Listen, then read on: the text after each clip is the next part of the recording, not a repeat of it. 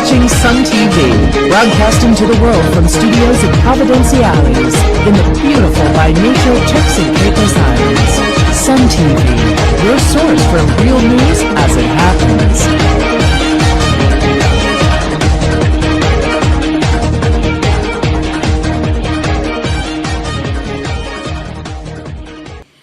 I'm Leslie Garland, and thanks for watching.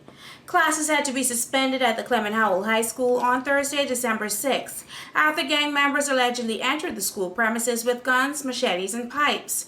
The invasion of the non-student gang members apparently was in retaliation to a previous altercation among students at the only and most populated high school in Providenciales. According to police, at about 11:35 a.m., they received a call about a disturbance at the school where students were sitting end-of-term examinations. Eyewitnesses said a fight broke out at the school, which resulted in an undisclosed number of students being injured. Sources told Sun TV that sometime after the altercation, a white vehicle approached the school compound, and young men who are not students of the school proceeded to enter the gates, even after being cautioned by security officers.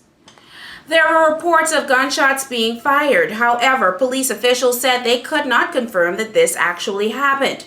After the drama unfolded, as a precaution, classes were suspended and parents were contacted to collect their children. Upon arrival at the school, many parents seemed to be distraught, and many of them expressed concern about their children's safety. Up to the time of filing this report, police would only say that they are investigating the matter, while newly appointed principal of the school, Mr. Gerald Prasad, was under a gag order not to speak to the media, making it even more challenging and difficult to get to the bottom of what actually transpired at the school. Classes are expected to resume at the school tomorrow, and Sun TV will keep you updated on developments as they unfold. In the meantime, we spoke with Acting Premier Honorable Akira Missick and Leader of the Opposition Honorable Charlene Cartwright Robinson, who both visited the school, and here's what they had to say. Well, it's an ongoing police investigation right now, so obviously I wouldn't want to prejudice the police investigation. They're still interviewing students in relation to the incidents that may have occurred on the compound today. We've heard rumors, and I'm asking people not to pay any credence to the rumors right now. There's rumors that gunshots may have been fired. The police are investigating the matter. What I can say is that the persons that entered the property were not students that created the chaos, which resulted in the exams being suspended. And again, I don't want to go any further than that because the police are investigating the matter. But we from the ministry, I'm here with my PS, one of the members from the education department and the new principal of the Clement Howell School, are watching this matter. We have requested the government psychologist to come and speak with students and teachers who are visibly shaken and may have concerns about today's actions. And we know the concerns of Clement Howell High School in terms of security, in terms of investing resources and protecting the students, the teachers, and ensuring that to the parents that their children are here to get an education and not join a war and not become part of a gang. And so we know the concerns of the Clement Howell High School. I want to commend the staff today for tackling the matter as quickly as they were able to, commend the police for coming down and dealing with the situation, as well as the support staff who are here to help the teachers and students calm down after the incident and to get to the bottom of what may or may not have happened. Yes, school hasn't been suspended for tomorrow. We suspended this afternoon, and as you're aware, the students are sitting their exams right now.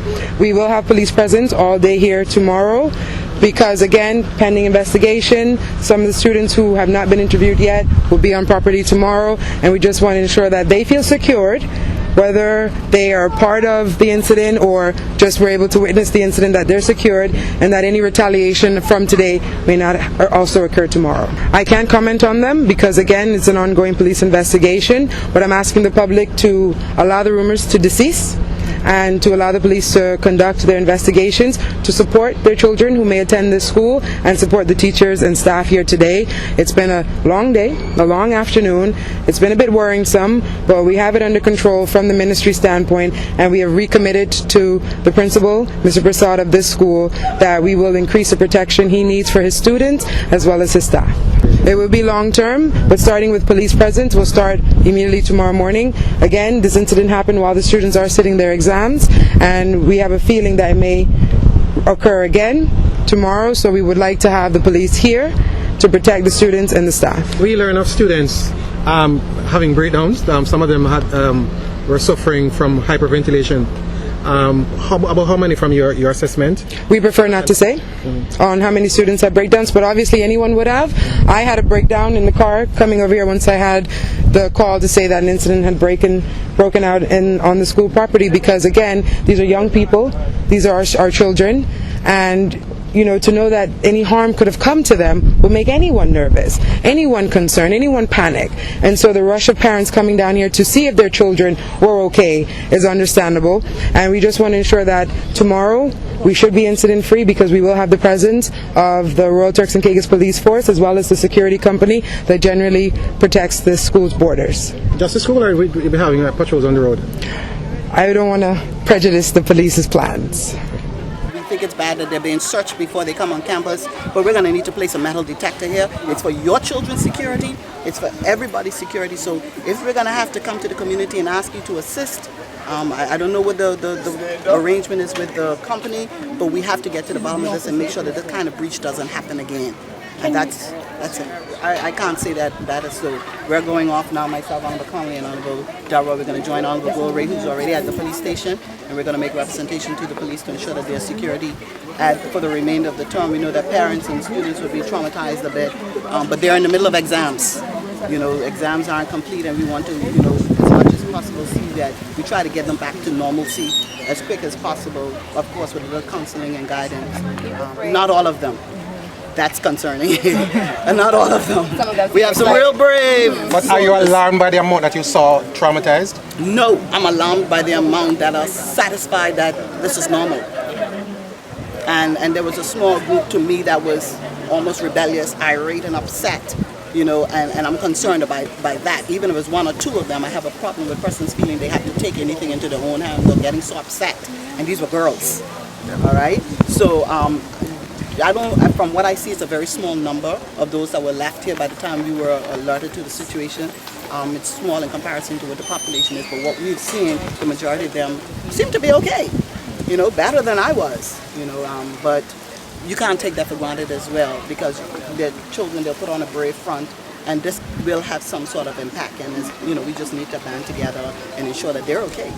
Absolutely. The school is overcrowded. You're going to have issues. But it is a community problem that has crept into the school. All right, so it has nothing really to do with space. This particular incident, it has something to do with youth idle out there.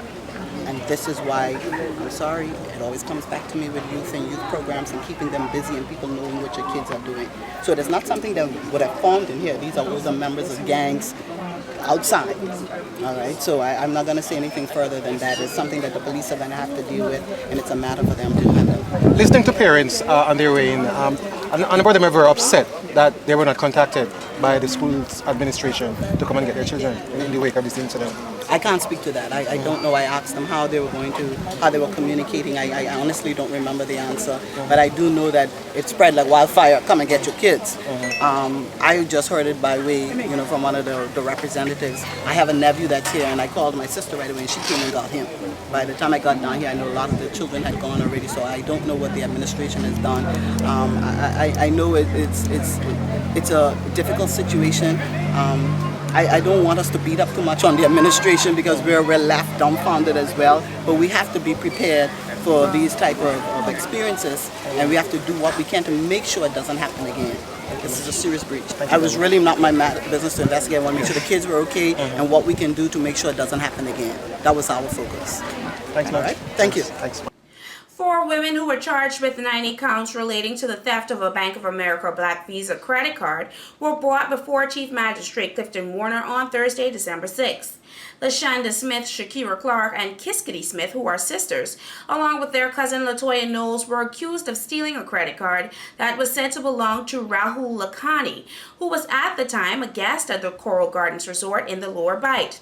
Police allege that between the 24th and 26th of November, they purchased a quantity of items from various stores on Providenciales without the permission of the card's owner.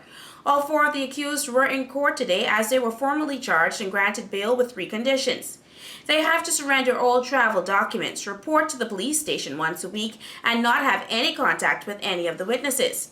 It was a lengthy court hearing and was often referred to as a marathon by Magistrate Warner, as he read off some 90 counts, which ranged from theft of a chosen action, handling stolen goods, attempting to obtain property by deception, forgery, and uttering forged documents.